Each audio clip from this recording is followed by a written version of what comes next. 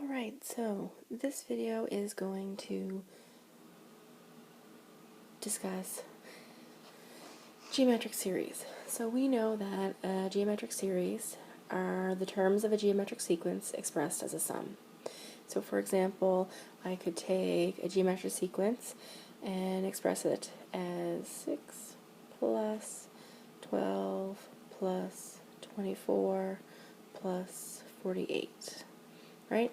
And we know that the sequence would have looked like 6, 12, 24, 48. Okay, so we're just expressing it as a sum, and if we wanted to find the sum, we would simply add up all the terms as it says.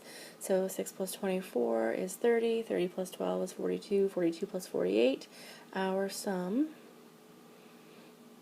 would equal 90.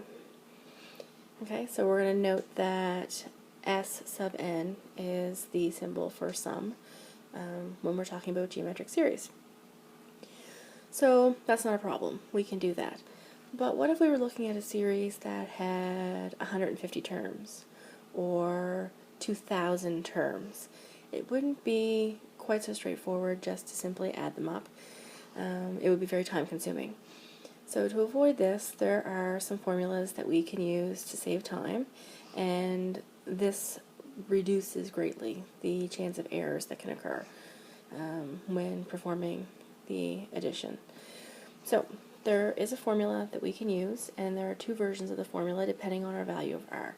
So let's look at one. So S sub n, so the sum of our geometric series, is equivalent to t sub 1, so our first term, times our common ratio, which is r, to the power of n, minus 1, and that gets divided by r minus 1.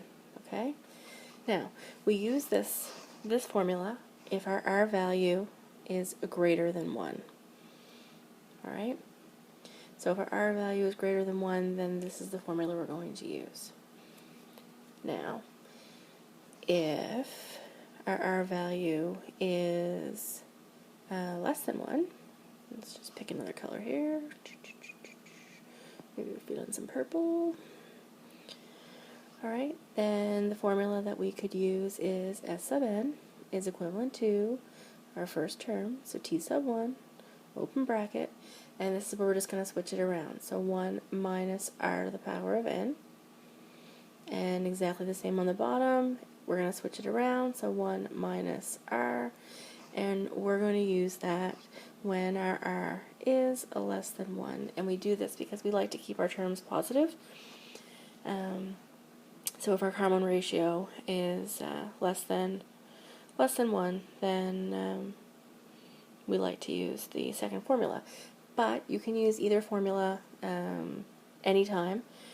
It's just simply bookkeeping to keep track of our signs.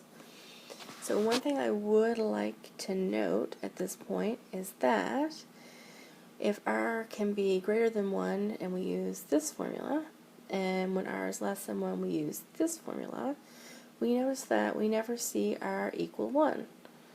Well, what would happen if we did that? If our r equaled 1, then our denominators are going to equal 0, and we know that we cannot divide by 0. Okay? So what does it mean if our r is 1? Well, if our r is 1, then the common ratio is equal to 1, which means that you're going to end up with a sequence that consists of all the same number. Right? So it would be 2, 2, 2, 2, 2, 2, 2, 2, 2. Alright? So r cannot equal 1. Okay? And that's just the quick introduction to geometric series. Not doing too much because you did write a quiz today. Check out the next video just to see some practice questions.